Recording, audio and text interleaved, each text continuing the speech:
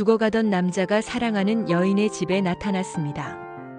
그는 분명 집에 누워 있었는데 부모의 반대로 헤어진 두 연인. 남자는 상사병으로 죽어가고 여자는 그를 그리워하며 울었습니다. 그런데 어느 날 밤 기적이 일어났습니다.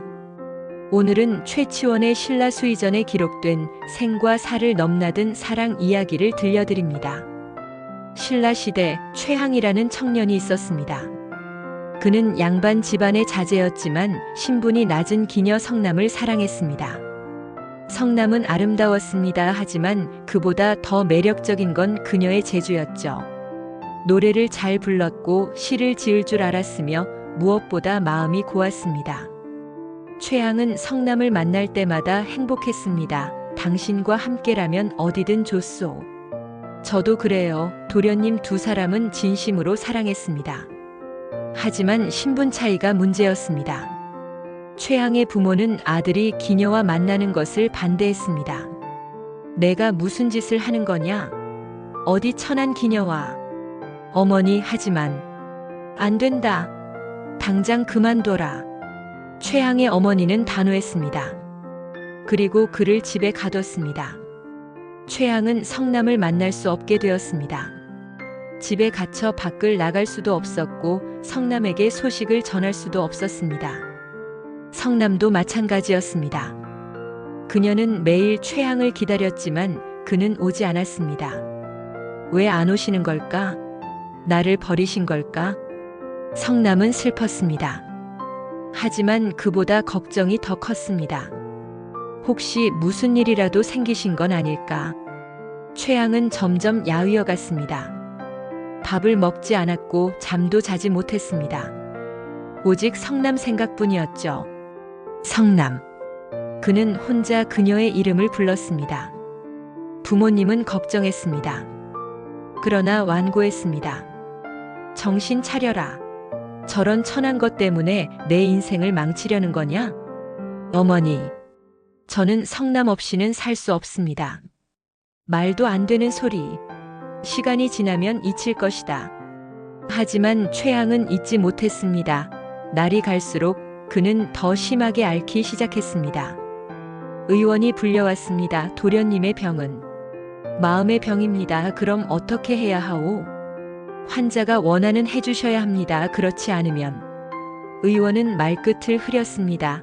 최항의 부모도 알고 있었습니다. 아들이 무엇을 원하는지.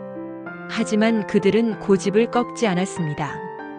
차라리 죽는다면 그것이 운명이겠지. 천한 기녀와 맺어줄 수는 없다. 최항은 점점 쇠약해졌습니다. 이제 일어날 수도 물 한 모금도 넘기기 어려웠습니다. 성남 한 번만 더 보고 싶소.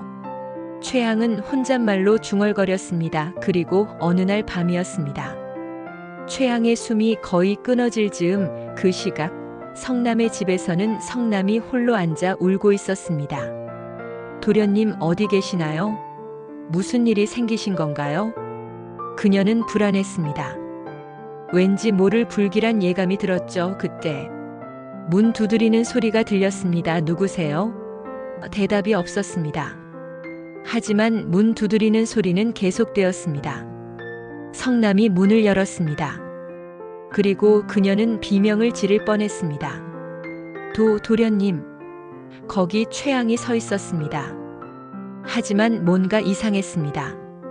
그의 얼굴은 창백했고 몸은 흔들거렸습니다.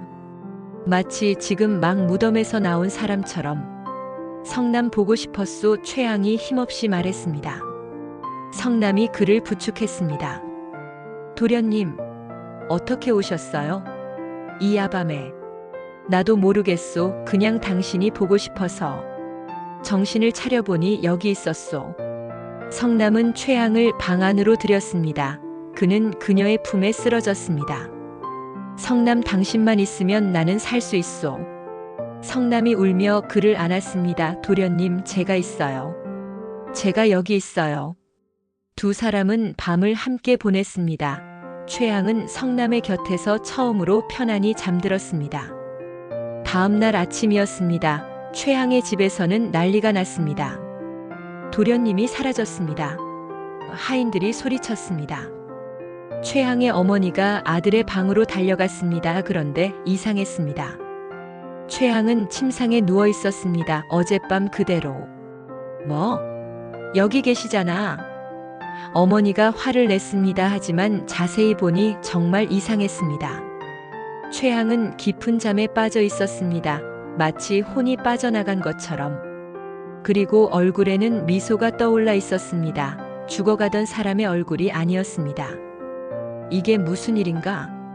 바로 그때 성남의 집에서 연락이 왔습니다. 최항 도련님이 우리 집에 계십니다.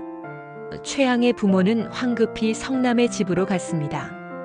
그리고 거기서 건강해 보이는 아들을 발견했습니다. 사람들은 깨달았습니다. 최항의 몸은 집에 있었지만 그의 영혼은 성남을 찾아간 것이었습니다. 의원이 말했습니다. 이것은 영혼 이탈입니다. 너무나 간절한 마음이 영혼을 육체에서 분리된 것입니다. 그럼 우리 아들이 영혼이 성남을 만나고 위안을 얻었기에 이제 육체로 돌아올 수 있을 것입니다. 과연 그랬습니다. 성남의 집에 있던 최항은 점점 회복되기 시작했습니다. 먹지 못하던 밥을 먹었고 안색이 좋아졌고 기력을 되찾았습니다. 최항의 어머니는 마침내 이해했습니다. 이것이 진짜 사랑이구나. 아들이 성남 없이는 정말로 살 수 없다는 것을. 이것은 단순한 욕망이 아니라 진정한 사랑인 것을. 좋다, 너희 둘이 함께 있거라. 어머니가 마침내 허락했습니다. 최항과 성남은 마침내 함께 살 수 있게 되었습니다. 비록 정식 부부는 아니었지만 성남은 첩의 신분, 두 사람은 행복했습니다. 최항은 완전히 건강을 되찾고 성남 곁에 있으니 더 이상 아프지 않았죠. 그들은 100년 해로했다고 합니다. 최치원은 이렇게 기록했습니다. 진정한 사랑은 생과 사의 경계도 넘는다. 최항의 영혼이 육체를 떠나 성남을 찾아간 것은 그들의 사랑이 얼마나 깊었는지 보여준다. 그리고 부모의 고집도 결국 사랑 앞에서는 무너졌다. 사랑은 신분을 초월하는 것이다. 이 이야기는 우리에게 무엇을 말하고 있을까요? 사랑은 때로 병이 되기도 하지만 또한 치유가 되기도 합니다. 그리고 진정한 사랑 앞에서는 어떤 장애물도 결국 무너진다는 것을. 여러분은 간절히 만나고 싶은 사람이 있나요? 최항과 성남의 이야기처럼 진심은 언젠가 통하게 됩니다. 다음 영상은 신라수의전의 또 다른 감동 이야기로 찾아뵙겠습니다. 구독과 좋아요 부탁드립니다.